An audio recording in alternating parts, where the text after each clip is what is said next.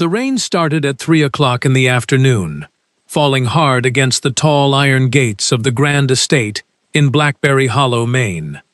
Inside a fine black carriage, Grace watched the water stream down the glass, while the vehicle bounced violently along the muddy road. Her traveling gown was made of pale blue silk, a fabric that cost more than a common laborer could earn in a full year of hard work. But she did not care about the dress. She only wanted to reach the next town before the deep darkness settled over the heavy pine forests. Suddenly, the front left wheel hit a deep hole hidden by the rising water. A loud crack echoed through the trees as the wooden axle snapped completely in two, tilting the carriage violently to one side and throwing Grace against the leather cushions. Outside, the horses reared and cried out in fear, while the driver shouted, pulling hard on the leather reins to keep the vehicle from rolling over into the ditch. From the shelter of the stone archway, a man watched the accident happen, moving forward with a strange, silent speed that seemed almost unnatural. His skin was as white as winter snow, and his hair was completely white, shining even in the gray gloom of the storm. To hide these striking features from the world, he had rubbed dark charcoal across his sharp jawline and pulled a low leather cap tight over his eyes. For the past 3 weeks, he had called himself Luke, working as a simple stable hand on his own massive estate. He was Cassian, the vampire king who ruled this hidden valley, but he was tired of the endless line of wealthy ladies who only looked at his power and fortune. He was tired of people who ignored his young sister Lily because she could not see, and he wanted to find someone who possessed a truly genuine heart.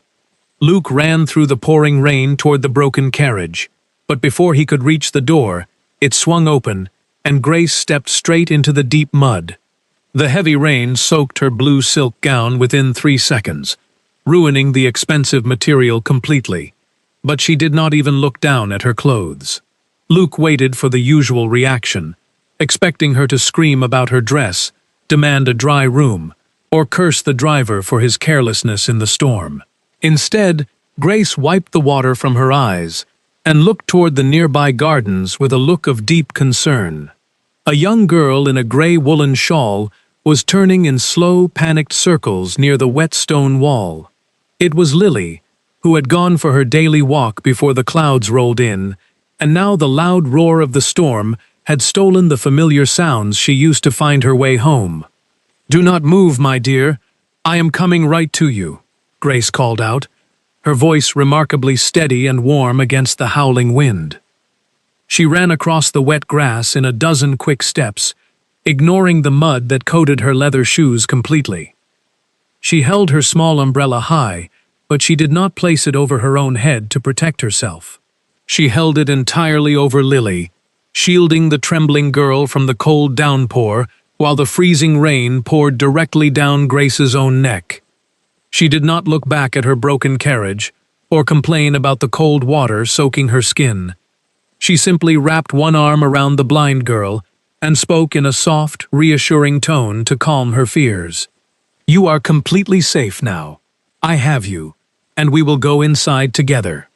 Luke stopped a few paces away, the water dripping from the brim of his leather cap and running down his pale face as he watched the scene unfold. He saw Grace pull a small linen handkerchief from her sleeve and begin to wipe the rain from Lily's face, with the gentle touch of an older sister. She did not look uncomfortable when she saw Lily's clouded, sightless eyes, nor did she talk down to her as if the girl were stupid. She spoke to her as an absolute equal, asking for her name and explaining the broken wheel with a light, easy humor. She made a quick joke about the terrible Maine weather that actually caused a small laugh to break through Lily's deep fear. Deep inside Luke's chest, something that had been locked away for over a century began to turn. The driver's loud voice broke through the sound of the rain, shouting from the road. "The axle is broken clean through, ma'am, and we cannot move this carriage a single inch until we get a new piece of oak from the village." Luke shook himself and remembered the part he was supposed to play in his own courtyard. He stepped forward, bending his head low in the manner of a common laborer, and placed his broad shoulders against the tilted side of the heavy carriage. He used his immense strength to hold the wooden vehicle steady, so it would not tip completely into the mud and injure the driver. "I can hold it, lady," Luke said, changing his natural voice to make it sound rough and uneducated. "You should take the young miss inside the house right now, because there is a large fire burning in the main hall." Grace looked at him then, truly looking at his face for the very first time through the falling water. Rain ran down her cheeks, and her dark hair had completely escaped its metal pins, yet she smiled at him with a genuine warmth that felt like sunlight breaking through winter clouds. "Thank you so much," she said, keeping her hand on Lily's shoulder to keep the girl steady on the slippery path. "You are being incredibly kind to us in this terrible storm. What is your name, sir?" Luke felt a strange tightness in his throat as he prepared to speak the false name he had chosen for his test. "My name is Luke, lady," he answered, and it surprised him how much it actually hurt to tell her a falsehood. "I am just a stable hand who takes care of the horses here."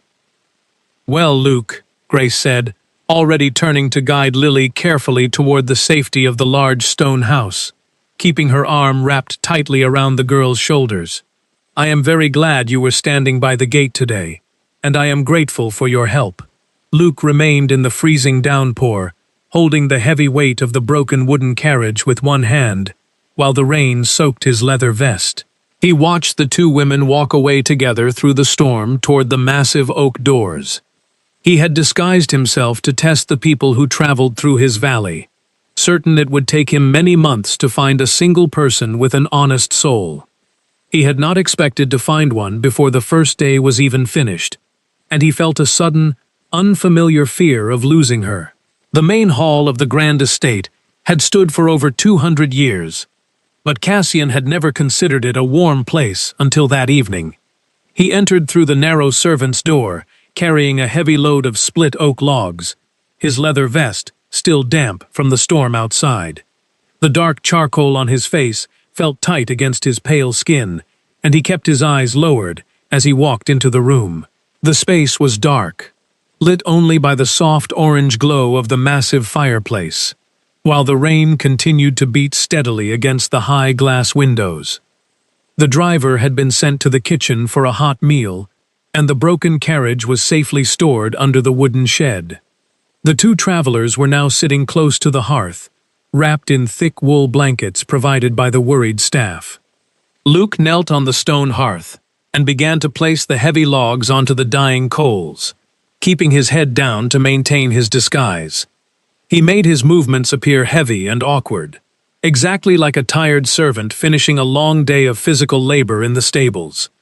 From this dark corner, he could observe Grace without drawing any attention to himself, watching the way the firelight caught the edge of her profile.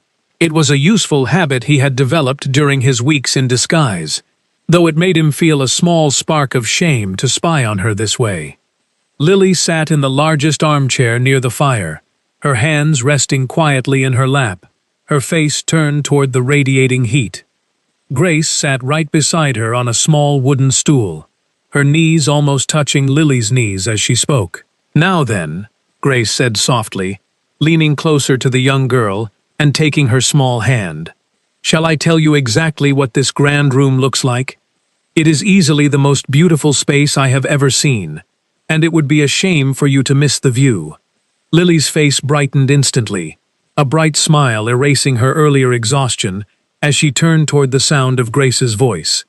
"Oh, please do tell me," Lily said. "Mrs. Gable usually describes the rooms to me when we travel, but she only ever says a place is either big or small, and she never tells me about the interesting details." Grace laughed, a quick, musical sound that echoed lightly against the high stone ceiling. "Then we must teach Mrs. Gable about the beauty of details. Close your eyes, and just listen to my words. The ceiling is so high above us that the orange firelight cannot even reach the top," Grace whispered, her eyes tracking the deep shadows. "It simply fades away into a dark space, looking exactly like the inside of an old stone church in the woods. There are massive wooden beams up there, dark as molasses, and I would bet a silver dollar that a family of white owls is nesting in the corners." Lily giggled at the thought, her fingers tightening on her warm wool blanket. "Owls inside the house? That sounds very strange and messy." Grace smiled and nudged her gently. "In a house as old as this one, my dear, absolutely anything is possible. Now, feel the warm air in front of your face." "The fire is absolutely enormous," Grace continued, gesturing toward the burning logs. "It is as wide as a common barn door, and the flames are the color of bright autumn leaves and old copper pennies. They are snapping and popping right now because the oak wood is still a little fresh from the damp forest outside. Can you smell that? That sharp, clean scent of pine needles and cold earth? That is the sap burning away in the heat." Luke remained completely motionless on his knees, a heavy log balanced in his hands as he listened to her. He had lived in this stone hall for more than a century, knowing every crack in the floorboards. Yet listening to her description, he felt as though he were seeing his own home for the very first time. "And the windows are tall enough for 10 men to stand on each other's shoulders," Grace said, her voice dropping to a quiet murmur that filled the quiet room. "They have small diamonds of glass held together by old lead strips, and the rain is running down the outside in long, silver lines. Behind the glass, the entire forest has gone dark and wild in the night, but in here, it is perfectly golden and quiet. That is the best part of this room, I think. It feels completely safe from the world." Lily reached out her hand, searching through the air until Grace caught it and held it tightly. "You make it sound like a place from an old storybook," Lily said softly. "Thank you, Grace. I can actually see it in my mind now." For a long moment, Grace did not say a word, only squeezing the blind girl's small fingers with a deep tenderness. Luke, watching carefully from the deep shadows, saw a tiny tear glisten at the corner of Grace's eye before she quickly wiped it away with her hand. He turned his face back to the fireplace, placing the last log onto the iron grate before either woman could notice his gaze. His throat felt tight and dry, an unusual sensation for a creature of his immortal nature. In all his long years of watching wealthy families visit his estate, not a single lady had ever spoken to Lily as a true friend. They always treated her with a cold pity, but none of them had ever simply given her the world through words. A brass bell rang twice in the distant hallway, and Luke knew the sound was meant for him, calling him away from the fire. The business of ruling the valley did not stop just because the master was wearing old leather clothes and pretending to be a servant. There were letters from the town sheriff, and reports from the logging camps waiting in his private office above the stables. He rose to his feet, gathered his empty canvas wood carrier, and walked toward the dark exit. As his boots clicked against the stone floor near the fire, he heard Grace speak again. "And now I should describe the helpful young man who held our carriage steady in the storm, because you did not get to meet him properly." Luke froze instantly, his fingers gripping the iron handle of the door as he listened to her description of his false identity. "He is quite tall," Grace told Lily, her voice thoughtful and slow. "He has broad shoulders, the way men do when they spend their lives working under the sun. But there is something rather unusual about him, Lily. When he looked at me, he held his chin up, like a man who expects people to listen to him. It is a very strange habit for a simple stable hand, and I cannot quite understand it yet."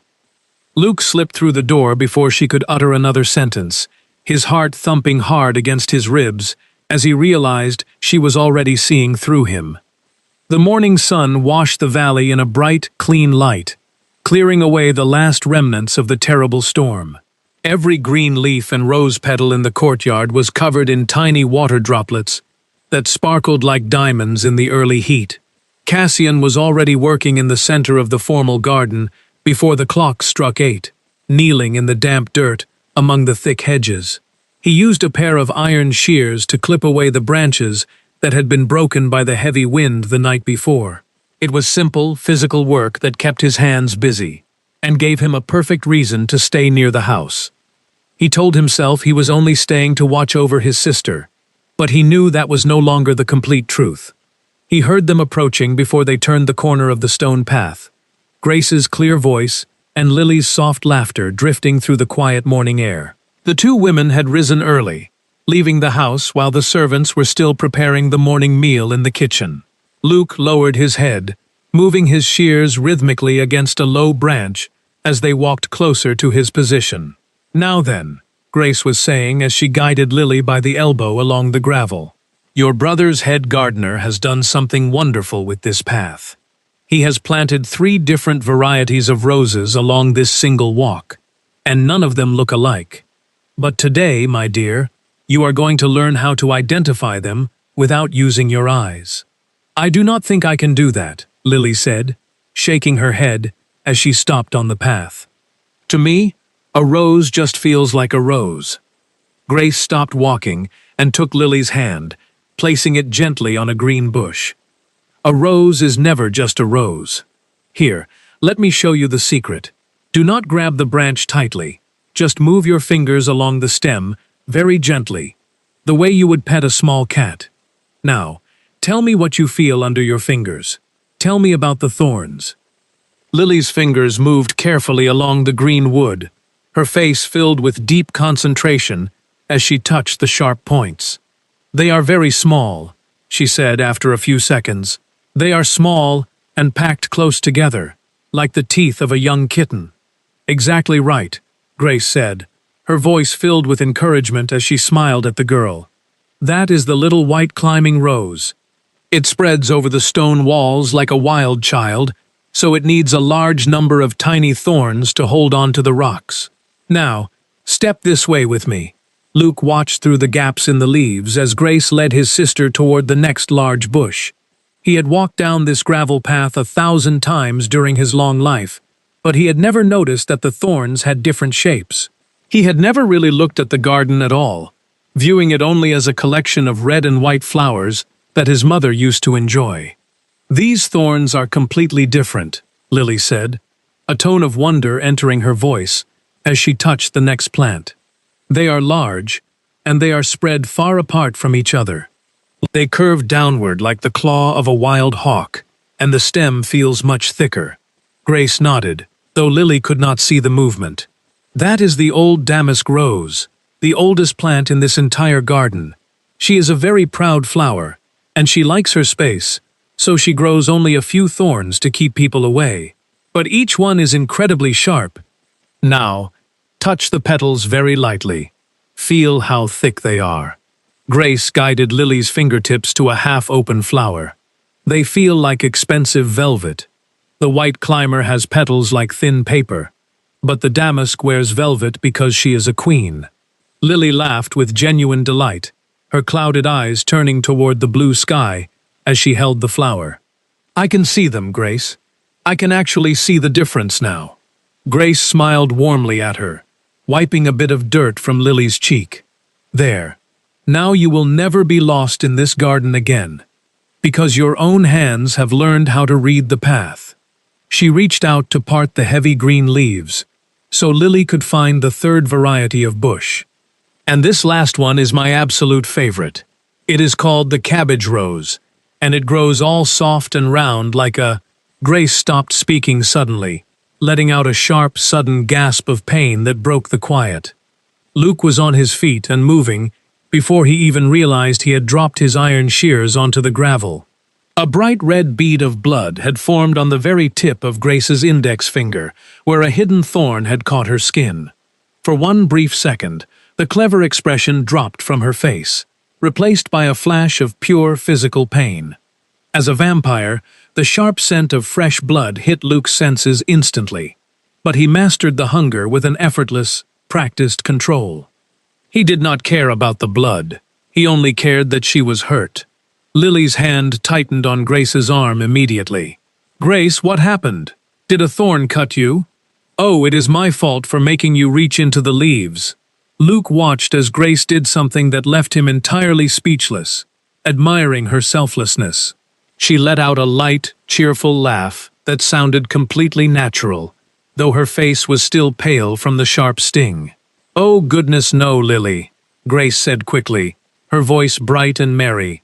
"I am perfectly fine. I was just being clumsy and dropped my leather glove into the wet grass. There is no harm done at all, except to my own silly pride." Lily's worried face relaxed into a smile. "You are always dropping your things, Grace." Grace laughed again, adjusting her skirt. "I am easily the clumsiest woman in the entire state of Maine. It is a wonder they let me walk outside." Grace kept her voice cheerful, but Luke could see the bright blood still dripping from her finger. She hid her hand deep within the folds of her blue skirt so the blind girl would never feel the wetness or know the truth. She had chosen to take the pain and the blame upon herself rather than let Lily feel a single moment of unnecessary guilt. Luke stepped out from behind the heavy green hedge, holding a clean square of white linen in his right hand. He crossed the gravel path in 3 quick strides and held the linen out to her without saying a single word. Grace looked up, her dark eyes wide with surprise as their eyes met, realizing he had seen the whole truth. The annual autumn festival came to the small village of Blackberry Hollow only once every year, and by noon, the narrow streets were filled with bright colors and loud noises.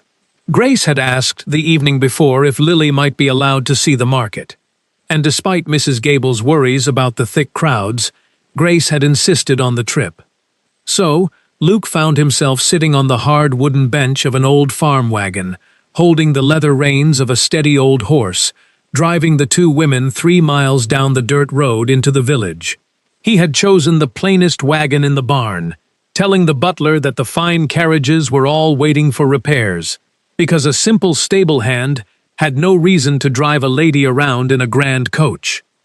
Lily sat directly between them on the bench, her face lifted toward the cool morning breeze as they approached the town. As the distant sound of the village reached their ears, she grabbed Grace's arm with excitement. "Oh, I can hear a fiddle playing, and someone is roasting sweet chestnuts over an open fire. I can smell them from here." Grace smiled and adjusted Lily's wool shawl. "You can smell them, because your nose is much better than mine, my dear. Luke, can you find a safe spot to leave the horse? I want to walk her through the market." Luke brought the horse to a stop near the edge of the town green and hopped down to help both women step off the high wooden wheel. He intended to stay with the wagon as a servant should, but Grace paused and looked back over her shoulder at him. "Come along with us, Luke. 3 pairs of eyes are much better than 2 when the crowd is this thick, and I know your eyes do not miss very much." It was not a command he could easily refuse, and he did not want to stay behind. The village market was a scene of beautiful chaos, with wooden stalls lining both sides of the narrow lane. There were large baskets filled with green apples, wheels of yellow cheese, bright ribbons shaking on tall poles, and a man selling hot cider from a steaming copper barrel.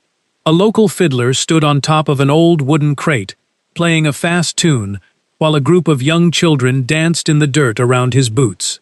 Grace described every single detail to Lily as they walked, her voice never stopping for a break, as she painted the bright colors of the fabrics and the movements of the dancers. Lily walked through the noise like a changed person, laughing at every new sound and reaching out to touch the smooth ribbons. Luke walked a half-step behind them, keeping his eyes on the moving crowd rather than the market stalls, feeling a strange sense of peace he had not known in over 100 years. Then, a sudden sound warned him of danger from the top of the hill, followed by the heavy clatter of wooden wheels and the frightened cry of a horse. A large merchant barrow, loaded to the top with heavy pumpkins and crates of apples, was rolling down the slope, gaining speed every second as it headed straight for the crowded market. People screamed and ran out of the way, dropping their purchases in the dirt, but Lily was standing directly in the middle of the narrow lane. She froze in place, terrified by the sudden roar of the crowd and the crashing sound, unable to see the massive danger rushing toward her. "Lily!" Luke shouted, lunging forward with all his speed, but he was trapped behind 3 large men in the crowd, and a heavy wooden vegetable stall stood directly between them. Grace did not waste time shouting. She moved with a sudden, desperate strength. She crossed the open space in a single bound, grabbed Lily by both shoulders, and threw the young girl sideways onto the soft grass near their farm wagon. As Grace turned to follow, the heavy wooden shaft of the runaway cart struck her hard across her right shoulder, spinning her around violently, before she fell hard onto one knee in the dirt, as the barrow crashed past. For one terrifying moment, the air was filled with flying apples, thick dust, and the screams of the villagers. Then Luke broke through the crowd and was on his knees in the dirt right beside her, his hands trembling. Lily was safe, holding on to the wooden wheel of their wagon, unhurt, but crying out Grace's name in pure terror. "I am right here, my dear. I am completely fine," Grace called out immediately, her voice shaking with pain though her face had gone completely white. "There is not a single scratch on me. Lily, tell me that you are not hurt." Lily sobbed out a breath. "I am fine, Grace, but you fell." Grace was already trying to stand, using her left hand to hold her injured right shoulder, hiding the severity of the bruise from the blind girl out of pure habit. Luke reached out, his strong hand catching her elbow to hold her steady, as he looked into her dark eyes from only inches away. "You could have been killed," he said, his voice low and fierce, the rough servant's accent completely gone. "Why did you not just jump out of the way? You chose her life over your own, without a single thought." Grace looked at him steadily. "Of course I did," she said simply. "What kind of human being would stop to think about their own safety in a moment like that?" Luke moved them away from the crowded market square as quickly as possible, driving the wooden farm wagon down a narrow dirt lane behind the town bakery. It was a shaded, empty alley, where the warm, sweet smell of baking bread drifted from an open window, reducing the loud noise of the festival to a soft hum. He helped Lily step down from the wagon first, seating her comfortably on an old wooden crate near the wall. Then he turned his attention to Grace. "Let me take a look at your shoulder, lady," he said. Grace shook her head slightly. "It is really nothing, Luke. Just a tiny bump." "It is definitely not nothing," Luke replied, his voice gentle but firm, leaving absolutely no room for her to argue. "You took a heavy wooden cart shaft across your bones at full speed. Lily, your friend has a terrible bruise forming right now, and she has been telling us stories since the accident happened. Will you help me make her sit still for a moment?" Lily's worried face turned toward the sound of Grace's breath. "I knew it. You have been lying to me this whole time, Grace." Caught between the two of them, Grace let out a soft laugh and finally sat down carefully on a second wooden crate. She let her dark wool shawl slip away from her right shoulder, revealing that the skin beneath her dress was already changing color, a large purple bruise spreading across the white bone. Luke walked to the bakery well, drew a bucket of cold water, and tore a clean strip of white cotton from the hem of his own shirt. He knelt in the dirt before her and began to clean the long scratch with extreme care, his hands moving with a steady, natural precision. He was concentrating so intensely on not causing her any additional pain that he completely forgot to maintain his rough servant persona. He forgot to use his rough, stable hand voice, and he forgot to keep his eyes lowered toward the ground. He gave calm, direct instructions to Lily about holding the water bucket, using the unmistakable tone of a ruler who was used to being obeyed without question. He held Grace's slender arm with the natural authority of someone who had never once doubted his own right to control a situation. Grace remained perfectly still under his touch, her dark eyes fixed entirely on his face the whole time, watching the deep line of concentration between his eyebrows as he worked. She looked down at the pale hand holding her arm, noticing that beneath the dark charcoal he had rubbed across his knuckles, his skin was perfectly smooth. His fingernails were clean and neatly trimmed, and his palm did not have a single rough callus that years of hard, stable work should have carved into his flesh. She did not say a word, but Luke could tell that her sharp mind was working through the pieces of a puzzle very quickly. "There you are," Luke said at last, tying the cotton strip around her shoulder as a tight bandage. "Nothing is broken, but you were very lucky today." "I do not think luck had anything to do with it," Grace said softly, Her eyes locked onto his pale face. "You were incredibly fast, and you seemed entirely too sure of yourself for a man who spends his days cleaning horse stalls." Luke went completely still, his hands remaining on her arm, while the narrow alley suddenly felt very quiet. "A man learns how to move quickly when he works around young horses, lady," he said, but the explanation sounded thin. Grace tilted her head slightly, studying his features carefully in the shade. "And does a man also learn how to speak like a military captain by working around horses?"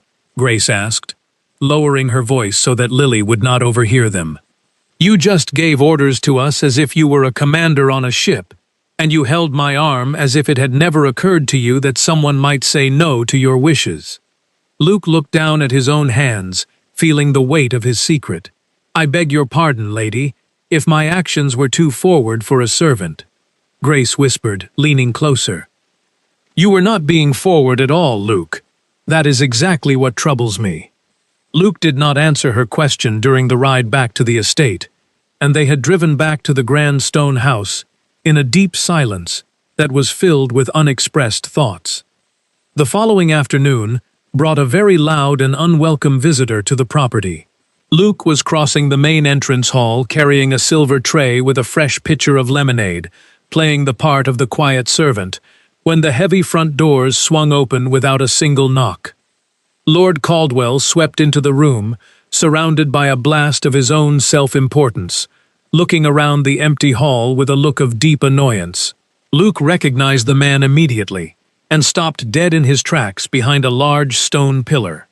Lord Caldwell owned the large logging lands that bordered the eastern side of the estate, and he had spent the last year trying to redraw the property boundaries to steal a prime piece of pine forest. He had been sending threatening letters to the estate lawyer for months, and he had clearly come to the house today expecting to bully the young master into a cheap deal. He expected to find the owner, but he found Grace and Lily sitting by the tea table instead. "Where is the master of this house?" Lord Caldwell demanded loudly, pulling his leather riding gloves off his thick fingers. "I have driven my carriage 5 miles to get here, and I do not intend to be kept waiting by a boy." Grace rose from her chair, her movements perfectly calm and elegant, despite her injured shoulder. "The master is currently away on urgent business, sir," she said with flawless politeness. "I am Lady Grace Ashworth, a guest of the house. May I offer you a glass of cold lemonade while you wait for his return?" Lord Caldwell looked her up and down, his eyes lingering on her plain dress, and then he looked past her to the window where Lily was sitting quietly, his mouth twisted into an expression of clear annoyance. "Ashworth? I know that name, a minor family from the south. And who is that girl?" He pointed a thick finger directly at Lily, making absolutely no effort to lower his booming voice. "Is the girl simple or stupid? She has not even looked in my direction since I walked through the door." Luke's fingers gripped the edges of the silver tray tightly. "My name is Lily, sir," the young girl said quietly, her chin lifting as she turned her clouded eyes toward the sound of his voice. "I am the sister of the man who owns this valley, and I have not looked at you because I am completely blind, not because I am rude." Lord Caldwell let out a short, ugly laugh that echoed unpleasantly against the stone walls. "Blind? Good heavens! Well, it does not matter anyway. You do not need to trouble your little head with our conversation, as the matter is well beyond a child's understanding." He turned his back on Lily completely, and dropped his heavy body into the best armchair in the room. "Now then, about the eastern pine forest," Lord Caldwell said, gesturing wildly. "The old master always intended for my logging line to run all the way down to the old stone bridge, and I intend to have the paperwork signed today, while the new young master is still too green to understand the business. I only need a simple signature to settle the matter forever." From his hiding place, Luke felt his white hair bristle, ready to reveal his true identity. But before he could move a single step, Grace stood up to her full height, and the look of sheer determination on her face made him pause. "That is very interesting, Lord Caldwell," Grace said, and her voice had completely changed to a cold, sharp tone. Because I happened to read the original land grant for this entire valley just last winter. The boundary line it describes is the center of the river, sir, not the stone bridge. The bridge was built 30 years after the grant was sealed, and old stones cannot move a boundary written into law. Lord Caldwell's red face began to turn an even darker shade of purple as he sputtered. Now see here, young woman. And I should add, Grace continued, her voice remaining as calm as if they were discussing the weather, that a boundary fixed by a historic government grant cannot be altered by a private signature anyway. It would require a formal petition to the state courts, multiple witnesses, and a massive amount of money, with absolutely no hope of success. So you see, sir, you have driven your carriage 5 miles for absolutely nothing. The grand hall became completely silent, as Lord Caldwell opened his mouth to shout, then closed it quickly, looking exactly like a fish out of water. He snatched up his hat and gloves from the table in a fury. This is highly irregular. I shall return when there is a real man in this house to handle business. Grace smiled sweetly at him as he stormed out of the house, slamming the heavy oak doors. Luke stood behind his pillar, deeply impressed by the incredible woman who had just defended his sister's honor, using nothing but her intelligence. The large glass conservatory stood at the far western end of the stone house, a beautiful room where the setting sun poured through the glass panes, turning the entire space into a room of bright gold. Grace found him there during that golden hour, walking slowly among the potted ferns and climbing vines. Lily had gone to her bedroom to rest before dinner, and Luke had escaped to the quiet of the green plants, holding a copper watering can to keep his restless hands occupied. He did not hear her boots on the stone floor until she spoke. I have been doing a lot of thinking, Luke, Grace said, stepping into the warm room. I have been thinking about all the pieces of this story that simply do not fit together. Luke turned back to the plants, trying to maintain his calm demeanor. What do you mean, lady?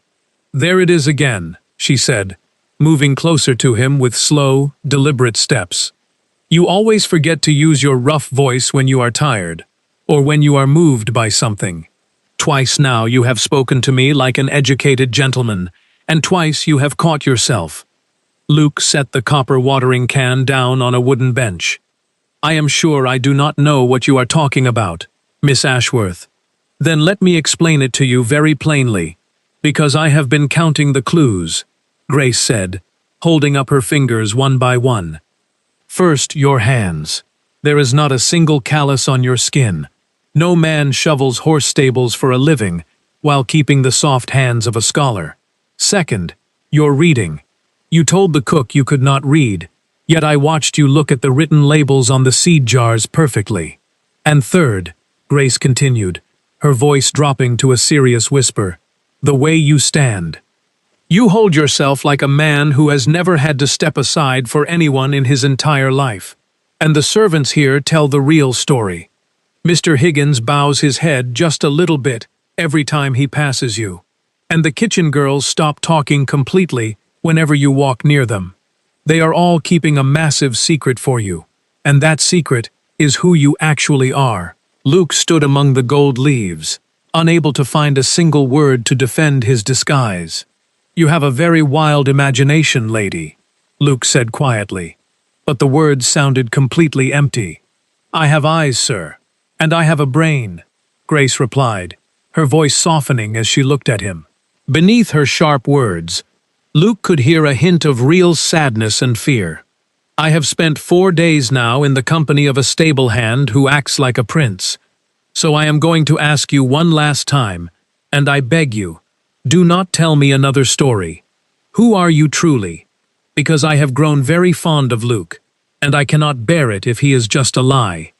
Luke opened his mouth to speak, but before he could utter a word, the heavy door of the conservatory swung open, and the old butler, Mr. Higgins, ran into the room holding a folded piece of white paper. His glasses were crooked on his nose, and his face was filled with worry. Your Grace! Please forgive me for interrupting, the old man gasped, out of breath. A rider has just arrived from the city, and the papers require your signature this very evening. And I? The butler stopped talking instantly as he noticed Grace standing there. The formal title hung in the warm air of the conservatory like the loud strike of a church bell. "Your Grace," Grace repeated, her voice turning completely flat and cold as all the color drained from her face. "He called you Your Grace. There is only one man living in this house who carries that title. You are not a stable hand at all. You are the Duke. You are the master of this valley, and you have been playing a part this entire time." Mr. Higgins backed out of the room quickly, leaving them alone. "You let me carry your sister through the mud," she whispered, her voice cracking with real emotion as she looked at his pale face. "You let me take care of her and defend her to that neighbor, while you stood by in your old leather vest and just watched us. You watched me, like an animal in a zoo, like a free show put on for your own private amusement. Was my heart just a game to you? No, Grace. Listen to me," Luke said, taking a step forward. "It was never a game." But she had already turned around and run out of the golden room.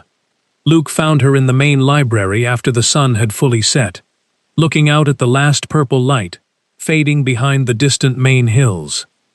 His white hair shone in the dim room, and his pale skin looked like marble in the twilight, as he closed the heavy wooden door behind him with a soft click.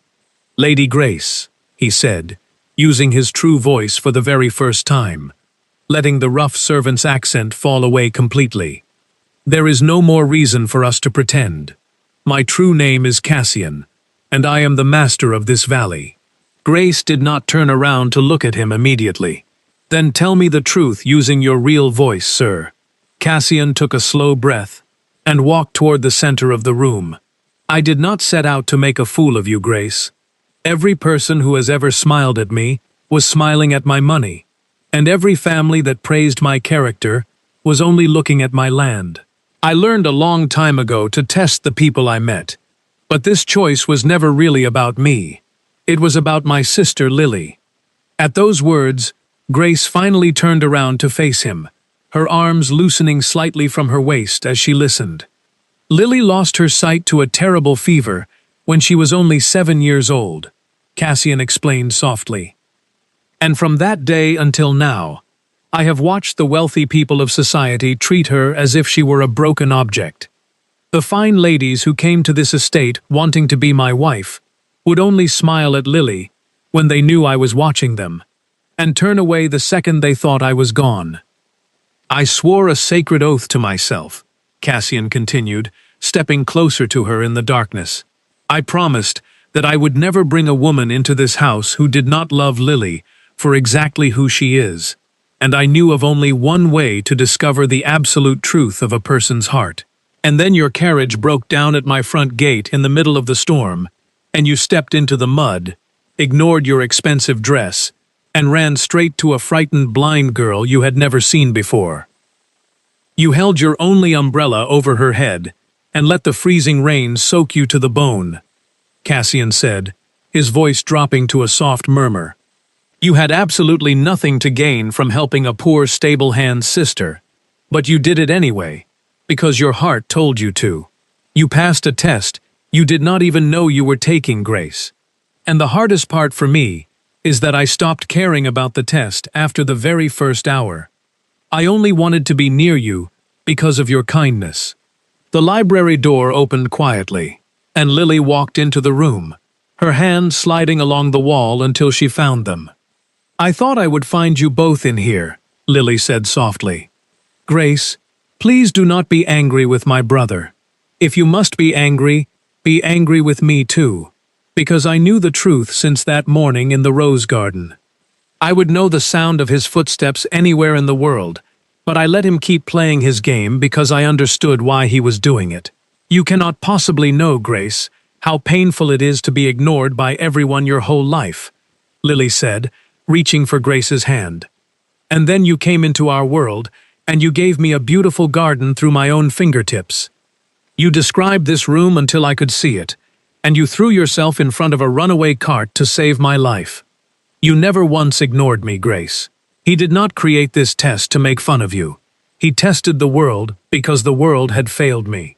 The large room became perfectly quiet as Grace looked from the blind girl to the white-haired man who stood before her. The carriage was fully mended by the following evening, and Cassian had given her every reason to leave, but she had chosen to stay.